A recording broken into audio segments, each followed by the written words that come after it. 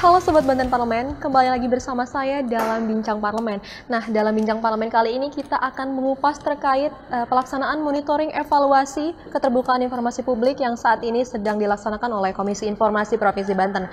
Saat ini sudah bersama saya Wakil Ketua Komisi Informasi Provinsi Banten, Bapak Hilman. Selamat pagi Bapak. Selamat pagi Ibu. Gimana kabarnya Pak?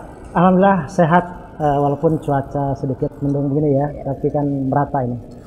Oke Sobat Banten Parlemen, berbicara terkait keterbukaan informasi publik, hal ini telah diatur dalam Undang-Undang Nomor 14 Tahun 2008 terkait keterbukaan informasi, dan ini merupakan kewajiban dari badan publik untuk menyediakan informasi kepada publiknya. Kita langsung saja tanyakan kepada Wakil Ketua Komisi Informasi Provinsi Banten. Untuk pertanyaan yang pertama Pak, sebenarnya monitoring evaluasi ini manfaat dilaksanakannya itu apa Pak? Jadi monitoring dan evaluasi ini ditujukan dalam rangka untuk memastikan badan publik itu menjalankan Undang-Undang 14 tahun 2008. Lalu manfaatnya apa? Tentu manfaatnya ada dua hal yang bisa didapat. Pertama, benar-benar bahwa badan publik itu menjalankan standar layanan informasi publik.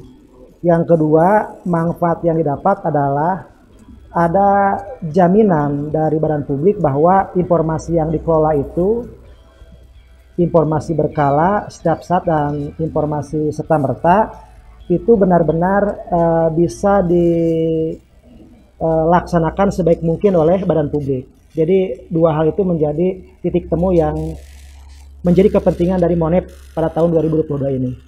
Nah baik, yang mengikuti MONEP ini di Provinsi Banten dari lembaga apa saja Pak kira-kira? Untuk tahun ini, Komisi Informasi Provinsi Banten mengklaster ya, ada 5 klaster dari MONEP yang dilakukan.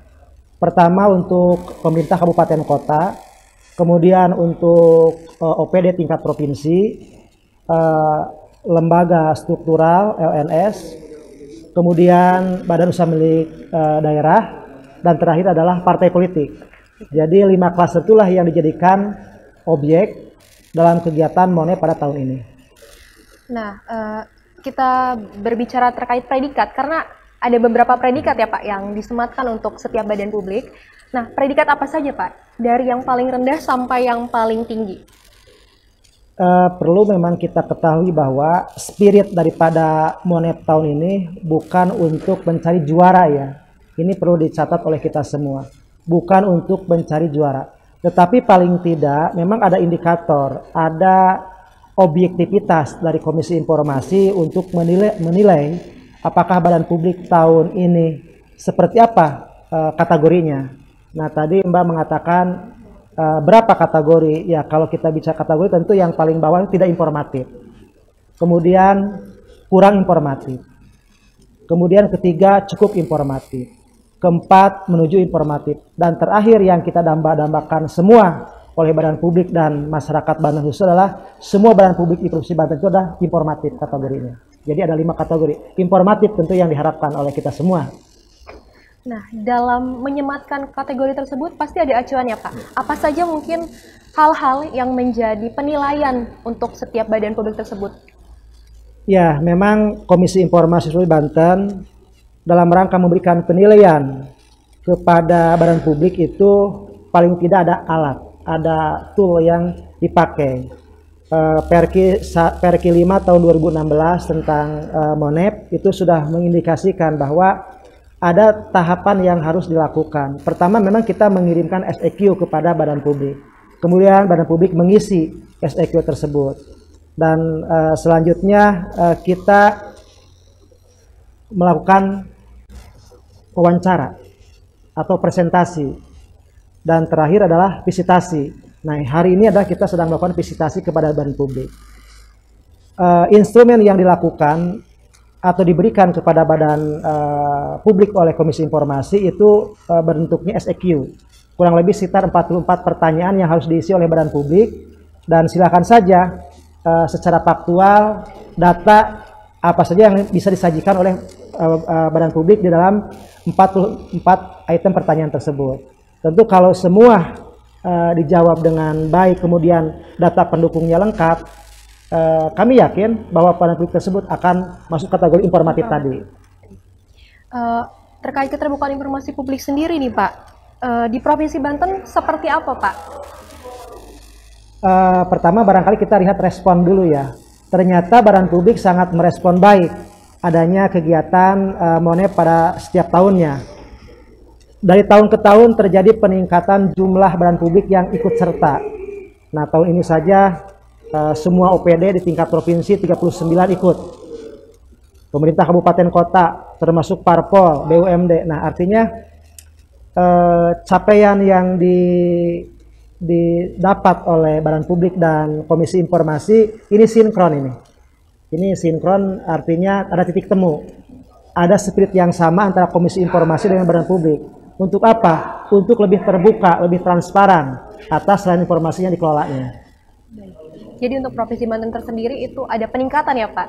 Ada sinkronisasi? Ada sinkronisasi peningkatan dalam arti kuantitatif ya. Kuantitas serta kuantitatifnya itu ada terus meningkat dari tahun ke tahun. Jumlah peserta ya. Kalau kualitas itu masih relatif ya. Kita masih harus ukur dulu. Tapi secara kuantitatif partisipasinya itu terus meningkat. Baik. Tadi ada yang menarik. Tadi Bapak jelaskan bahwa ini bukan untuk mengetahui atau mencari siapa yang paling terbaik. Nah, untuk badan publik yang diberikan predikat belum informatif, adakah sanksi tertentu Pak untuk badan publik tersebut? Sanksi sebenarnya tidak ada, tetapi secara moral barangkali badan publik tersebut dapat penilaian dari publik, loh kok tidak informatif gitu ya, atau kurang informatif. Nah, barangkali dari penilaian publik terhadap badan publik tersebut itu menjadi pendorong, ya pendorong untuk ditingkatkan di masa yang akan datang terkait dengan layanan informasinya. Jadi sanksinya badan publik, maksudnya publiknya sendiri, masyarakatnya sendiri ya Pak. Sangat menarik ya Pak. Lalu pertanyaan yang selanjutnya terkait indikator informatif. Adakah tips gitu untuk badan publik agar dapat mendapatkan predikat tersebut? Sederhananya sebenarnya kita sebelum melakukan Monep pada tahun ini kita ada sosialisasi, ada pengarahan. Ending dari pengarahan itu sebenarnya agar supaya semua tahapan dapat berjalan. Kemudian juga badan publik memahami tentang tata cara ya, baik itu tata cara pengisian SEQ, kemudian penyiapan berkas-berkas yang diperlukan, kemudian saat presentasi juga apa yang harus dipresentasikan tentang inovasi, kolaborasi, dan inovasinya itu apa, komitmennya itu apa. Nah, jadi tipnya untuk bagaimana mencapai kategori informatif itu sesungguhnya ikutin saja semua tahapannya. Kemudian lengkapi hal-hal yang dianggap penting, terutama misalnya begini, bicara tentang komitmen dalam rangka yang dilakukan oleh pimpinan badan publik. Kita perhatikan badan publik sekarang memiliki komitmen yang cukup besar untuk ikut dalam Monep tahun ini. Contohnya apa? Pimpinan badan publik melakukan presentasi secara langsung, kepala-kepala daerah, kepala-kepala OPD, kepala-kepala lembaga non-struktural ya, itu mereka langsung. Artinya apa? Komitmennya sudah terbangun. Maka itu salah satu tips sebenarnya untuk menuju badan publik itu informatif. Jadi ada komitmen yang sudah ditunjukkan oleh badan publik tersebut. Baik. Sekarang kita merujuk ke Sekretariat DPRD tersendiri. Bagaimana penilaian Bapak selaku Wakil Ketua Komisi Informasi Provinsi Banten terkait keterbukaan informasi publik yang sudah dilaksanakan oleh Sekretariat DPRD Provinsi Banten ini, Pak? Saya ingin bicara objektif saja ya. Tahun-tahun sebelumnya sebenarnya DPRD itu, Sekretariat DPRD itu belum aktif untuk ikut di dalam kegiatan Monep. Tapi di dalam 2 tahun terakhir ini ada loncatan yang cukup signifikan yang dilakukan oleh teman-teman PPID di Sekretariat DPRD. Buktinya tahun kemarin sudah dapat kategori informatif. Betul. Ya. Nah, tapi barangkali tahun ini bisa enggak dipertahankan, itu saja kuncinya. Nah, artinya mengapresiasi ya komitmen dari Sekretariat DPRD untuk ikut partisipasi secara aktif berkaitan dengan Monep tahun ini. Untuk tahun ini Pak, untuk tahun sebelumnya maksud saya, berapa badan publik yang masuk ke dalam kategori informatif? Kurang lebih sekitar 11 ya. Apakah itu setiap tahunnya ada angka tertentu nggak Pak? Ada istilahnya harus segini gitu? Oh, kalau untuk capaian badan publik, kalau kita inginnya 100% ya informatif, tetapi kan berkaitan dengan kesiapan, sarana prasarananya, barangkali juga hal-hal yang sifatnya teknis, sehingga membuat badan publik yang di Monep setiap tahun itu berubah-ubah, fluktuatif capaiannya itu. Tapi kalau dilihat dari trennya terus menaik. Terus meningkat ya? Meningkat, ya. Baik. Untuk Satuan sendiri nih, karena tadi Bapak menyebutkan bahwa ada loncatan yang cukup signifikan, lalu untuk tahun ini adakah catatan tersendiri dari Bapak untuk Sekwan ini dalam Monef 2022 ini? Tentu kalau catatan kan berangkat dari apa yang kita temukan secara faktual ya. Catatan umum sih Satuan sudah relatif sesuai dengan Perki 1 tahun 2021, standar informasi publiknya sudah terpenuhi. Tapi hal yang sifatnya teknis barangkali ini memberikan masukan, terutama SOP pengecualian, daftar informasi pengecualian itu harus disegerakan. Harus disegerakan, baik. Untuk tahapannya Pak, saat ini pelaksanaan Monep sudah dalam tahapan apa Pak? Hari ini sebenarnya tahapan terakhir ya, dari 4 tahapan yang sudah dilakukan. Ini tahapan visitasi untuk mengkonfirmasi secara faktual apa saja yang sudah tersedia di indikator 1, 2, 3, dan 4, termasuk yang dipresentasikan oleh pimpinan badan publik kemarin. Nah, kita akan konfirmasi. Ini tahapan terakhir. Kalau tahapan berikutnya, yang paling terakhir adalah expose. Di bulan November nanti, kita akan expose badan publik itu seperti apa saja hasilnya dari Monep tahun ini, capaiannya. Nah, untuk anugerah keterbukaan informasi publiknya sendiri akan dilaksanakan kapan Pak? Insya Allah pertengahan November. Pertengahan November, setelah visitasi selesai ya. Baik. Sangat menarik sekali ya pemirsa Banten Parlemen, karena banyak hal yang harus dilaksanakan oleh badan publik terkait keterbukaan informasi ini.